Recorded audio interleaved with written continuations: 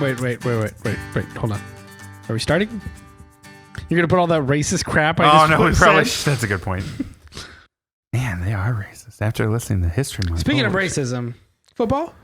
Football is inherently racist, but so I don't follow sports ball all that much. But Joy asked me the other day. She says, "Hey, when's the Super Bowl?" And I'm like, "Oh yeah, that's a thing." Pretty sure that's next Sunday.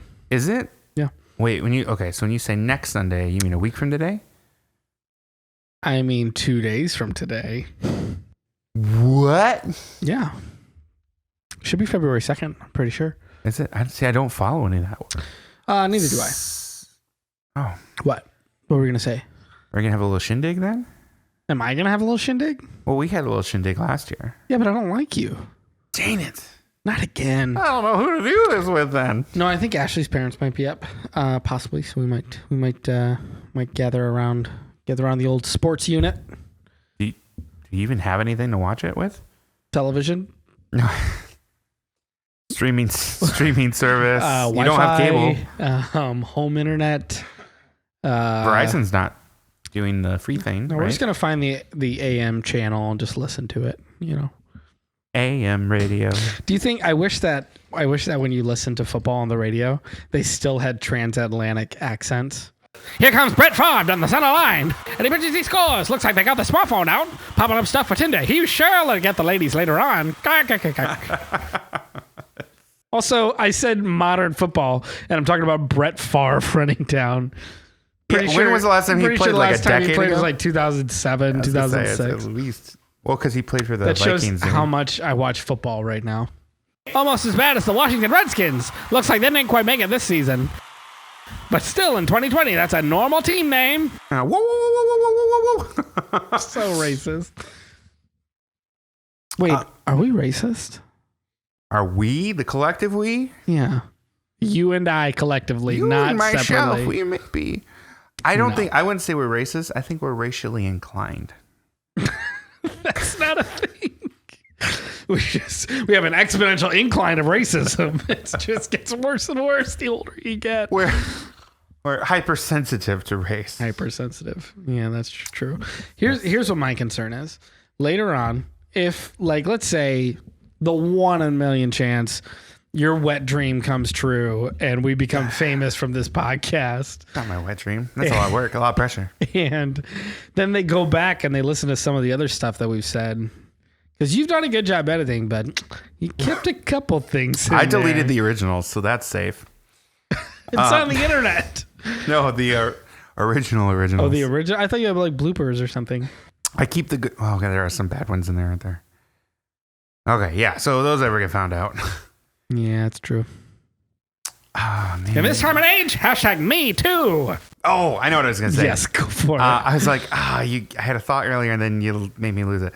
Speaking of, what I'll say, if things aging poorly, we've been watching a lot of Disney Does everybody movies. hear our ice from our drinks? Yeah. Just click clacking. Actually, a good sound. I know, it's like happening in the background. I was just thinking if I was listening to this podcast and there was just a slight little shake of ice every time we took a sip, not a bad little ASMR. Asthma. What were you saying? I'm sorry. So we've been watching a lot of the like Disney cartoons from when myself and my wife were growing up. It is just amazing the amount of stuff that just would not fly today. Like, I mean, if it were released as a new movie. You're talking about stuff back in the day. Well, back in the day is just like 20 years ago. I know. Go look back in the day, like the beginning of The Office. The middle of The Office. No, the first episode of The Office. There's some stuff in there that's like, no, that they wouldn't allow that on TV now. The funny part is that for The Office, we were on the cusp of like changing all that stuff. That's probably like the last big show that ever got those jokes on the air. Yeah. That's interesting. Then you have like these famous comedians like Anthony Jeselnik, Who's that? You don't know who Anthony Jeselnik is? First sound like a made up name. All right, Well, you keep talking. I'm going to look. If I see a he's picture, a very I'm sure. famous comedian. Anyways, like his Tony jokes, Gooseneck. his jokes all revolve around like, yes, we live in a PC age, but I don't care. So then he just says whatever, kind of like Daniel Tosh a little bit how he was, towards like women okay. and stuff like. Yeah, I know who he is. Yes, it was basically like a. I hope it's a character they have, but just like the white douchebag, superior douchebag, Right. Yeah, I feel like we're probably getting out of the PC era, or at least as like intense as it was for the last decade. I think we're starting to kind of mellow out a little bit. I don't think we're ever going to get out of it. Not 100%. It'll always be there to some fashion, but I feel like we've like toned down just a touch. I don't know. I'm doing social work classes now. Oh, that's And wow. You're in I'm- the thick of it. I'm learning everything, like all the PC-ness. PC-ness. That's dumb. Check out my I PC-ness. like that. It's funny.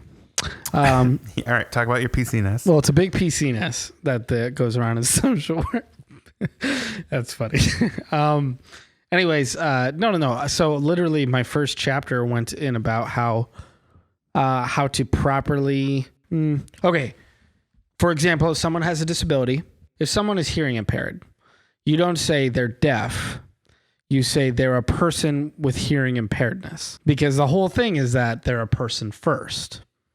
That their disability isn't what defines them. That is an interesting thought. But then it goes in the next chapter and it says, but there's some groups of people that it's actually inappropriate to do that, such as the example it gave was autism, that someone's autistic. How do they put it? They say, because the way they put it is autism is not a disability. Right. Autism is just a feature of who they are. Mm-hmm. So you can say they're autistic. Like the same way you can say someone is a musician. Mm-hmm. That is not a person with musical ability. You're a musician. The idea that you say they're a person with autism, that is identifying the autism as a negative, right. And they don't do that. So it's just interesting. I mean, technically how to be politically correct and all of that. And when I'm reading about it, I get it. Like, it's not just I get it and it's like, go move on. It's like, I get it. Like, yeah, I can easily change the way I say those, because those arguments make sense. It's just kind of crazy because it's like you literally almost need a degree in it to be able to speak without running into speaking a PC-ness way that you don't Spanish, run into French, those. and PC-ness. You don't run into them on a regular basis. No, right? No, you don't. Well, it's mostly things. So when you do it, it's something that is actually a disability or disease or something like that. So you don't say someone is diabetic. You would say they're a person with diabetes, which sounds terrible because that they are diabetic. All of these you can argue, yes, they are though diabetic. If you were to take the etymology of the word diabetic, doesn't that literally mean the whole point, person with diabetes? The whole point. Well, the literal meaning of diabetic is a person with diabetes. Yes, it's not shorthand. To be that guy, but if you go by the dictionary definition, technically you could still call people faggots. But we don't do that. The whole point is bundles of sticks. You can't do that. The whole thing is that, like, yes, these words exist that are have a negative connotation to them. The whole point is that as a social worker, you choose not to use them. You try to make things a different way. And I am sorry that I said the word faggot, but I was using it as an example in that situation. I do not use that word, and I hate it. I just want to clarify. You're giving a look after I said that word. No, it's fine. Yes, I was making a point. So I'm 100% on board with being respectful towards people and what they want to be called. I am also of the mindset of you have to be a little lax on the other side. So like if let's say you had diabetes and I said, hey, you're a diabetic, right? I think instead of instantly going to offense, go, oh, yes, but I prefer. And then give like where you stand. And if that person just disregards your point of view or whatever, then you can be a little more upset. Well, the whole thing too, at the end of the chapter, it talked about basically in the end, you need to call the person what they want to be called. If they don't want to be called a person with diabetes and they prefer diabetic, they'll tell you that. And when they do, then you switch. Right. So I'll give an example that's not of a disability or a minority group or anything like that. Yeah. I've said this for years. I actually hate the term, for me personally, I hate the term Mr. I don't like being called Mr. Martinez or Mr. Brandon. Because that's a thing with kids these days. Like that's the sign of respect you should teach your kids. So like, you don't like it when I call you Mr. Good Butt? That's one good butt. Mr. Fine Ass. No. I got that tattooed on my good butt. What about your bad butt? We don't talk about him. You don't talk about the bad butt. You got bad butt. You see somebody walking down and you just go, boom, kaboom, girl, you got bad butt. Anyway. That is a person with bad butt. So anyway, like, especially since getting like more involved with people that are in like I find this in the Christian communities a lot, like the modern Christian communities where you raise your kids. It's a sign of respect, kind of like living in the South, right? It's yes, sir, yes, ma'am, that kind of thing. Yeah. It's you address people older than you, your elders, as Mr., Mrs., or Miss, right? So like Joy gets called Miss Joy a lot, which is technically incorrect, and it should be Mrs. Martinez. But Miss Joy is generally what it goes in to. the South, for a woman, whether she's married or not, you could say Miss and her first name. Yeah. So anyway, so it's like that. And then I of course would get called Mr. Brandon, but then I always correct and say, I just don't actually like being called that. Brandon is fine. Yeah. I've actually had people say, well, we're trying to show our kids signs of respect. Would it be okay if they still called you Mr.? I said, actually, the proper sign of respect would be to call me what I want to be called. And then they were actually kind of mad at me for that. So I have 2 nephews that are little Southern boys, and I love them. And they're super polite, and my brother teaches them to be super polite. One of the things about Southern charm, and I'm sorry to say this, people in the Southern, but if you look at the history of it, it's actually born out of superiority as well as authoritarian charge to slaves. I was just going to say, it's got to be slavery related. It is 100% slave oriented. Now it's considered manners, which it is in respect to it in the modern day. It's not used in that way, but originally all of those things, all those ways that you would say would actually be the way slave owners would teach their slaves to talk to them. And then the slaves themselves, the women, would teach the slave owners' children because they would raise them. Right. So how did they raise them? Right. They raised them how they were raised. Right. Exactly. Which was Mr., Mrs., yes, sir, yes, ma'am, and all that stuff. Right.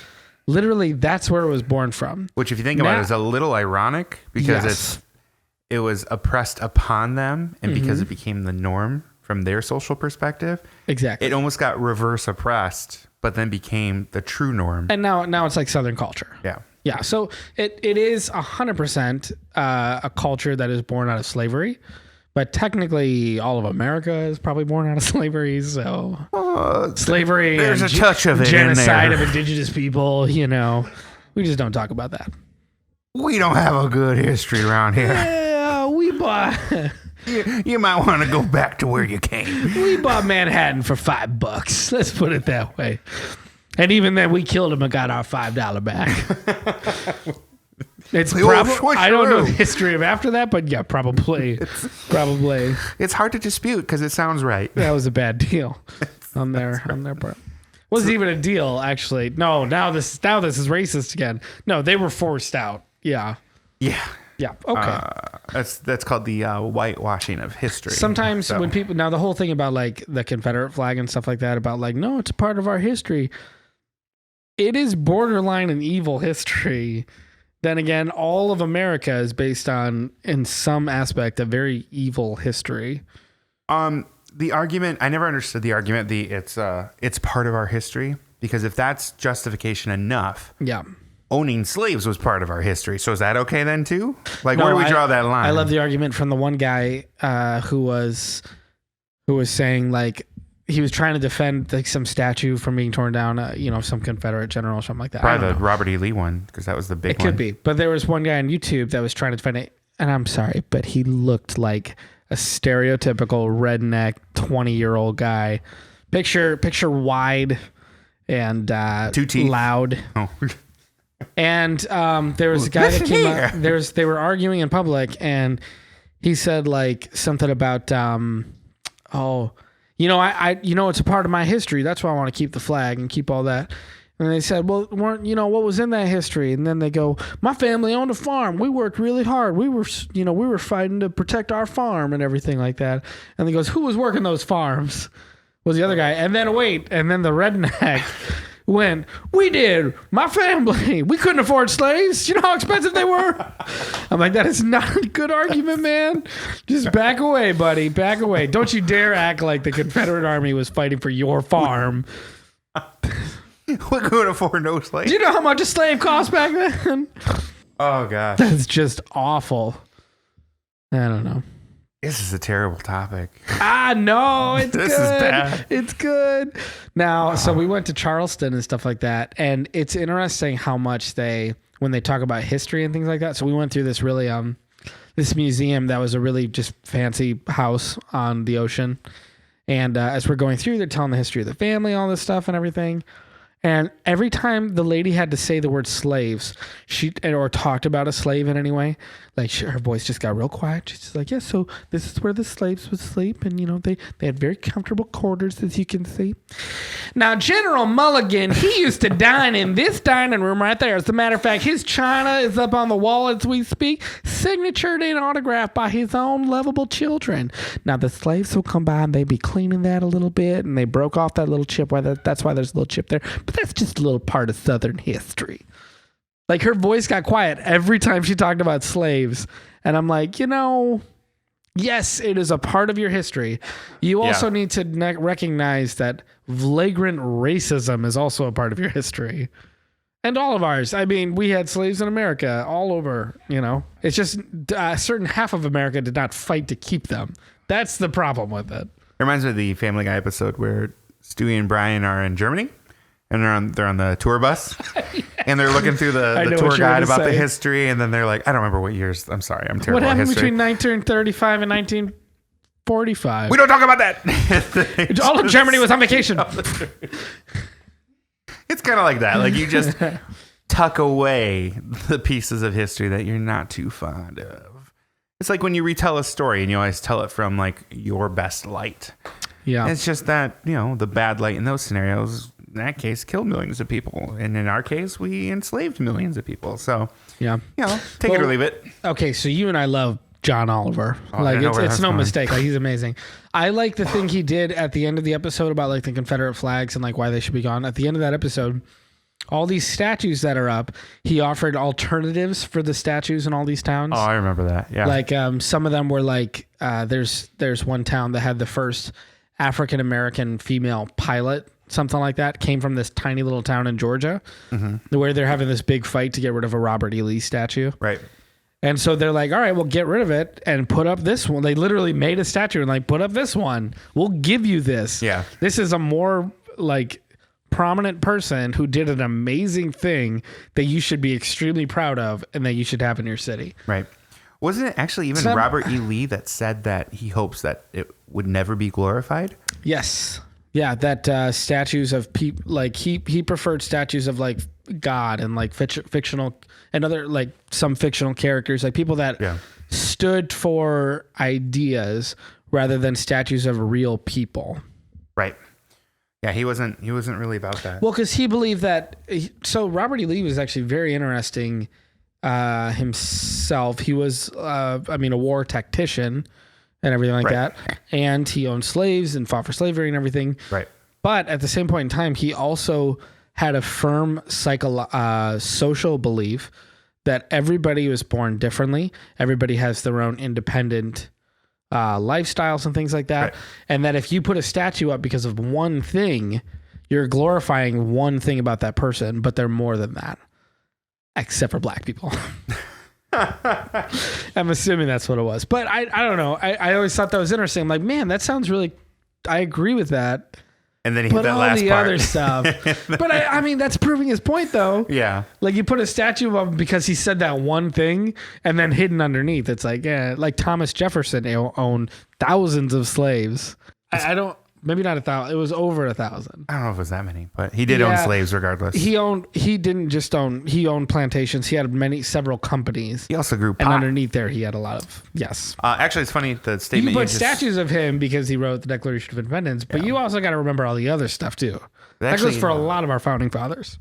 That comes full circle with the original statement earlier about like the whole diabetic thing, like calling them diabetic labels them as the one thing instead of understanding the entirety of who they are as a person. Yeah, Thomas Jefferson is a declaration writer. He is. That's it. That's it. There's nothing else. There's nothing else about him. Don't stop tilting your head. Decalectic. He's a decalectic. That's diabetic. I don't know. It doesn't work. That's not a thing. So I always thought a good social experiment would be, so the reason that like I feel like the whole Confederate flag thing, and I'm sorry we keep going to this example. There's many other examples of this type of thing. It's just the most well-known. In case everybody didn't know, if you live in the South and listen to this, we don't live in the South. Yeah, no, we're Yankees. Yes. That said, I always thought a cool social experiment would be when you push against something, people are more likely to kind of hold on to it, right? To fight for their rights. I always thought it'd be really cool to take a twist and instead redefine what that image means. So, for example, like with the Confederate flag, like, you know, they say it's of their history and this and that. Where we see it, we're like, yeah, but that represents slavery and things like that. It'd be really interesting. It represents slavery. It represents people fighting to keep slavery active.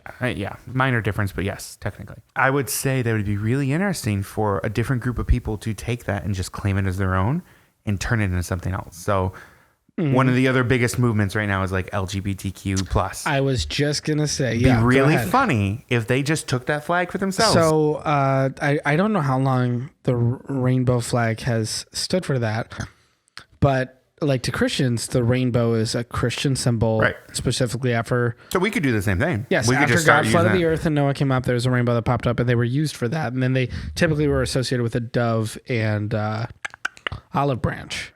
Yes, to symbolize all that stuff that happened there and God's promise. So like people get really upset about that. Really, the rainbow flag was not meant to be a symbol for LGBTQ plus.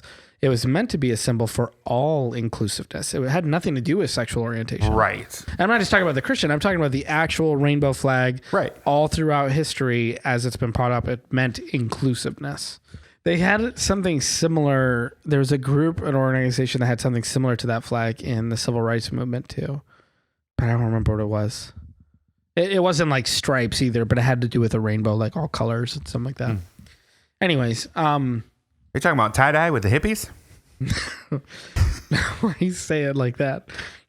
So aggressive. Oh, damn hippies? Is that what you're talking about? Bunch of tree huggers. So I don't understand the plus in LGBTQ plus. It's just, that's the all-inclusive Well, do you know what the part. Q means? Queer. No. Everybody thinks it means queer. It doesn't. It means Quotient. Questioning. Oh, you're right. Yeah, it's questioning. Yes, that's another thing I learned in the chapter. It's lesbian, gay, bisexual, transgender, questioning. Mm-hmm. When you put the Q there, you're automatically semi-including the plus, quote unquote. Except there's more than that because there's pansexual, asexual. LGBTQPANV zebra. ABCD. Don't forget zebras. Zebras. Gotta get zebras in there. Zebrasexual. I'm a zebrasexual. I'm a zebrasexual. I like black or white. I'm striped. Okay, that went too far. I'm a zebrasexual. I'm a zebrasexual. I'm a That's just zebrasexual. stupid. It's so stupid. So what do you like? Black chicks, white chicks? Nah, I'm a zebrasexual. Either's fine. He's fine. Mix of both is good too. The thing is, I don't know if I was black with white stripes or white with black stripes, but now I just know I like both. I'm a strap man. He's a strap man. All right. That joke went way too long. Wait, aren't zebras zebrasexuals? Yeah, but they only last like 30 seconds. That's a zebra gum joke. You're such an idiot. Get out of here. First of all, it's called fruit stripe gum. That's what it's called. It's not called zebra gum. They had a zebra for a mascot. I couldn't remember what it's called. Is it called fruit zebra stripe? gum, you know? All new for zebra. You know that cockatoo cereal? You mean Cocoa Puffs? What? That's not a cockatoo. Wasn't Cocoa Puffs a monkey? Hey, don't you want that Tiger Flake? Tiger You mean Flakes. Frosted Flakes? Tiger You Flakes. call everything by the mascot. You're as bad as Donald Trump calling Tim Cook Tim Apple. Tim Apple. Because he thinks every person that owns a company that's worth over $1 billion names the company after themselves. There's Bill Microsoft and Tim Apple. Hey, where's Frank McDonald? That's an actual last name, though. So that Yeah, it is. Well, no, because it was what Roy Kroc or whatever is the actual Well, founder. no, but he stole But it yeah, from I the know. McDonald brothers. Where'd Jeff Burger King go? I want to think of really obscure names. now. Wendy something or another. No, there's got to be. There's got to be Rebecca earrings. Earrings. That's the name of a business. And Jeff Amazon. Where do we leave off of? Oh, we shouldn't get into politics. That's Something about Mark Facebook. We're not going into politics. No, not that's politicking? That's dangerous. It's this time of year, bro. I think you and I are too close in our views anyway. That it would make us seem like a liberal talk show. Well, now you just told everybody. They know it. What's wrong with you? They know it, except for the whole zebra sexual joke, because that's a little on the right. But On the left, then on the right, then on the left, then on the right. It's basically stripes. Yeah, that's how they outrun the lion sexuals. But that's true. it's just this whole pride, lion pride. Stop. Stop. Homie, we have no direction. Our wives, literally, as we were going to go on here and record, they said, what are you guys going to record today? We said podcasting. I go, what is it about? I don't know. Zebras. Super sexual? I don't know. We'll ask them when we go out there if they can define what a zebra sexual is. You know what? As a matter of fact, I'm just going to go this far. You ready? You ready? Because we're It's already going on bad. too many tangents, and now we're just talking and drinking old fashions. So you know what I'm going to say? These are amazing, man. Podcast done.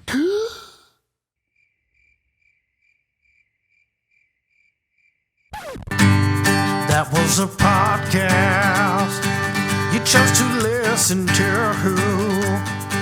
Do you think you make good choices?